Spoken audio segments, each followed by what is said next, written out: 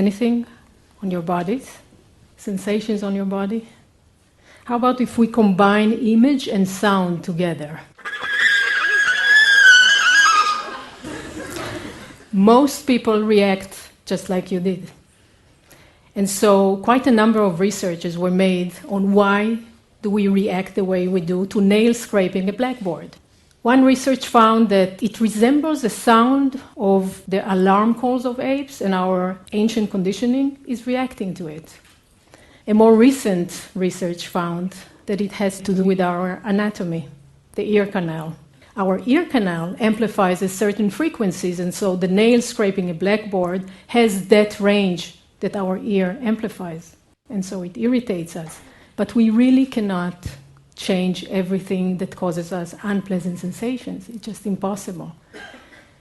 And we run into visions and sounds and smells and taste and touch every day of our lives. We cannot just wipe everything. 26 centuries ago, there was a brilliant scientist, the Buddha.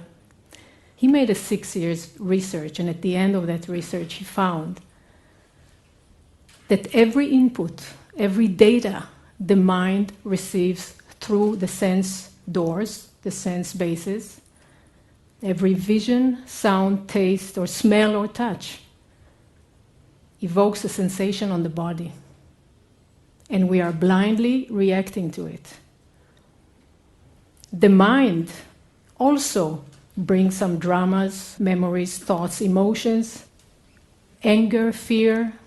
It always comes with a sensation on the body. The remarkable thing was that he found that we actually react to the sensations and not to the outside object. Like the mind receives an image, a form, a shape. Immediately it will recognize it. Human being, a man, good looking, scary looking, and reaction will come with a sensation. If it's a handsome guy, pleasant sensations.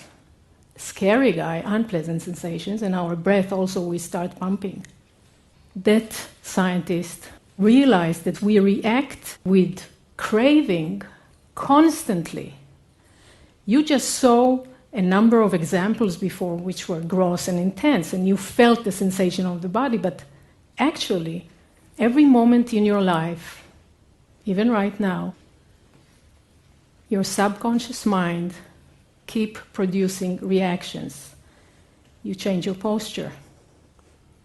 You were not comfortable. You changed it to a more comfortable position because you don't like the unpleasant sensations, right? Or maybe one of you came with a real tight pants today, tight belt.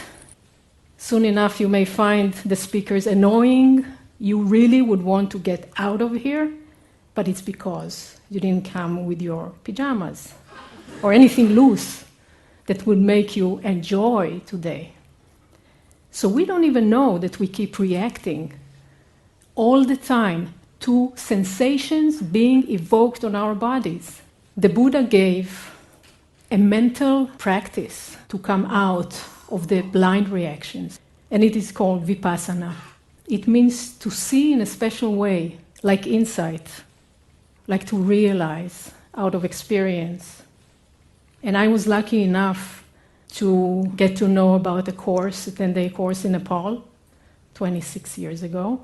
Silent retreat where they taught Vipassana meditation. I didn't know exactly what meditation was, but I couldn't believe it when I sat there 10 hours a day for 10 days and discovered that I'm actually not reacting to anybody who insults me.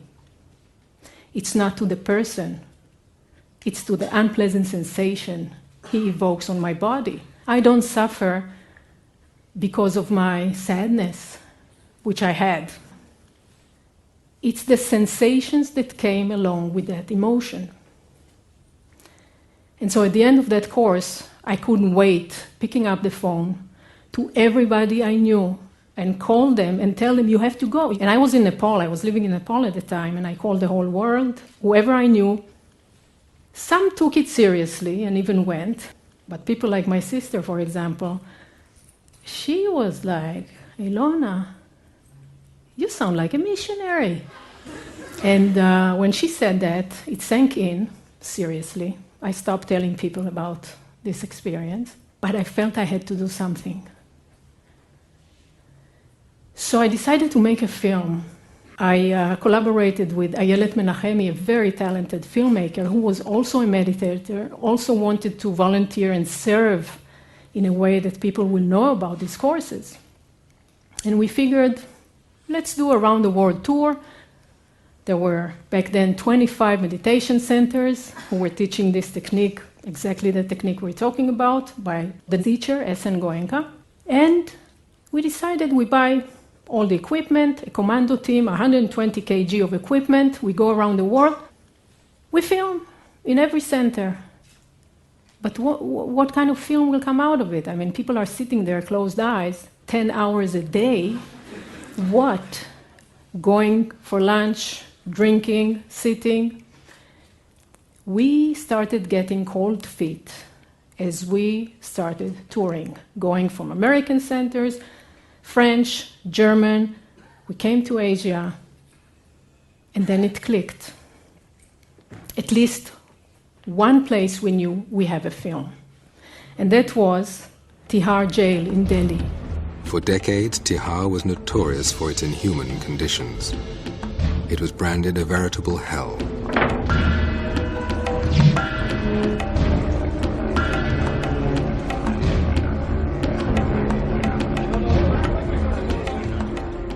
A horrible place, but a change came to that prison with the program of Vipassana.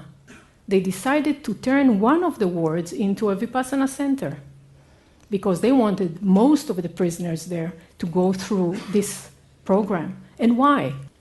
Because they were fighting with recidivism. Criminals being released, committing crimes again, coming back to jail, about 70% recidivism. The Vipassana program brought it down finally. So they really wanted it. Now a glimpse of what it looked like is here. On the fourth day of the course, Vipassana is taught. Students learn how to observe objectively all the sensations in their bodies, whatever they may be, without reacting to them. They watch emotions come and go. They watch pain come and go. They watch pleasure come and go. And they realize, not intellectually, but through their own experience, that nothing is permanent. Hatred, passion, greed are not abstract anymore. By watching the physical sensations accompanying these emotions, and by understanding their impermanent nature, one can actually start changing the habit of blind reaction. Between the two poles of expression and suppression lies a third option, mere observation. The film was successful. It showed in many television stations, but then it landed in the hands of Dr. Ron Kavanagh, and he's working with Donaldson Prison. When you introduce Vipassana, then you're talking about this meditation technique that starts where cognitive behavioral therapies leave off. In Donaldson, which is a high-security prison, most of the inmates will never go out. Most are either on death row, or life without parole, or lifers. These prisoners live inside a dangerous social world. Overcrowding, deprivation, and hopelessness drive men towards extreme aggression and despair. In this environment, self-reflection and change are difficult, if not impossible. In January 2002, the prison undertook a radical experiment. It allowed a 10-day meditation retreat based on ancient Buddhist teachings to be held inside this modern-day maximum security prison. The gymnasium had been transformed from a place where people yelled and hollered. There have been a lot of fights in there. There have been people that have been assaulted in that area. And it had been transformed into an area where you took off your shoes and walked to a mat to sit to meditate. These people are locked in for life from a very young age. Some of them were so angry for years. The first time that they had some relief was when they were taught how to sit down these 10 hours a day for 10 days and observe the sensations coming up with their anger that usually caused an immediate reaction. There was a 20% reduction in disciplinary action, and so they decided in Donaldson to bring Vipassana in periodically, at least 4 times a year, so that many more prisoners will be able to go through this program. I've always been angry. I took anger management, stress management, but anger management is showing me how to conceal that anger. And stress, it teaches you basically about the same. When I went to Vipassana, I sat on that cushion for 10 days, that showed me how to let it come up and deal with it.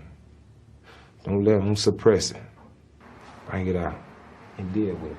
I've done that. One makes a mistake. I made a mistake, and everyone can change. I can say I didn't change. It feels good. So, if it wasn't for Vipassana, I wouldn't be able to stand here and talk to you, because I was a very shy child and adult, painfully shy, stressfully shy, that I never dared talking in front of people. And I used to get sick with fever, high fever, every time I needed to go in school and face the students, which were my friends. I just couldn't do it. It's not that it's not stressful now, it is, but I'm coping.